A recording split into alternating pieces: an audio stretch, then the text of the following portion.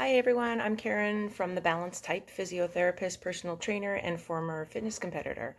So today I wanted to talk about core strength versus core stability. Most people talk about core work like it's one big category, a few planks, a couple crunches, and boom, core work's done. But here's the truth, core and strength stability are not the same thing. And if you're only training one, you're leaving power, performance, and injury prevention on the table. Let me break this down so you can train smarter, not just harder. Core strength versus core stability. So what's the actual difference? Think of your core like a high performance engine. It needs horsepower, which is your strength, and steering control, which is your stability. You can have tons of strength, the kind that helps you move some serious weight, but you feel unstable when you're changing direction. And you can have great balance and control, but not the raw force to lift or jump the way you want to. So here's what that would look like. Someone can squat 300 pounds, but they're unsteady when they go to do a forward lunge. That's strength, but instability. Someone can plank for 5 minutes, but they collapse under a heavy deadlift. So that's stable, but not strong enough. Understanding both is what separates I work out from I move like an athlete. What is core strength? Core strength is your ability to produce force through your trunk and your hips. This is your power output, the stuff you feel during heavy lifts and explosive movements like jumps. And the main muscles involved here are your rectus abdominis, your obliques, that would be your internal and external, erector spinae, hip flexors, your iliopsoas, hip extensors. You train core strength with exercises like deadlifts, squats, overhead presses, weighted sit-ups, back extensions, and variable cable crunches. These movements teach your core to create force, but force is only half the equation. So what is core stability?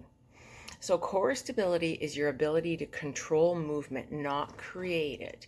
It is the skill of keeping your spine, your hips, and your pelvis aligned while the rest of your body moves under pressure. When you sprint, rotate, change directions, or land from a jump, your core isn't supposed to sway, collapse, or twist. Its job is to resist movement so energy transfers efficiently. So signs that your stability need work include inability to resist folding forward if you're doing a front squat, or torso rotation when you decelerate or from a landing. So these aren't weak abs, these are stability issues. You build stability with planks, side planks, pull-off presses, bird dogs, dead bugs, farmers' carries. So they're not flashy exercises, but they're certainly effective. So how strength and stability work? Core strength is equal to your potential energy, and core stability is your control. So strength creates that horsepower, and stability directs where that power needs to go. So if you only build strength, you leak your energy and you increase your injury risk. If you only build stability, you can't produce enough force to perform well. So the best movers, including athletes, lifters, and everyday humans, they train both, okay? So the 5 biggest core training mistakes. 1, only doing ab circuits. They burn, but they don't teach you control. Number 2, ignoring anti-movement exercises. So real stability equals resisting rotation, resisting extension, and resisting lateral movements. So your pull-off presses is a really good one for that.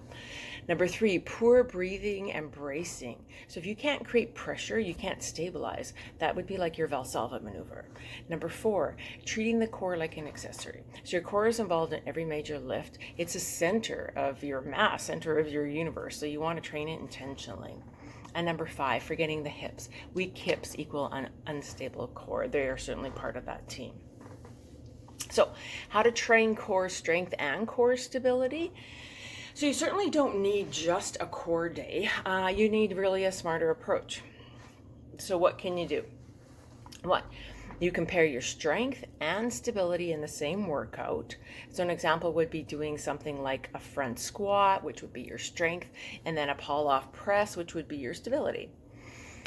Number two, you could rotate your focus throughout the week.